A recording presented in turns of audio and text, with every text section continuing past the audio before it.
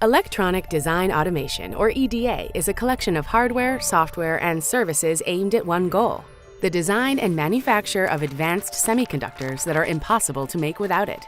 The EDA industry began over 40 years ago. Since then, EDA has delivered about a 10 million-fold increase in design productivity. And with the current prevalent use of semiconductors for things like AI, fully autonomous cars, IoT, and more, EDA must deliver more productivity than ever before.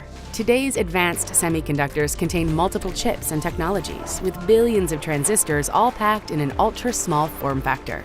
And all of it must work flawlessly, meeting demanding power and performance goals on tight schedules. There is no way to do this without the sophisticated hardware, software, and support EDA provides to design and manufacturing teams, so they can predict and optimize performance and better ensure a manufacturable result.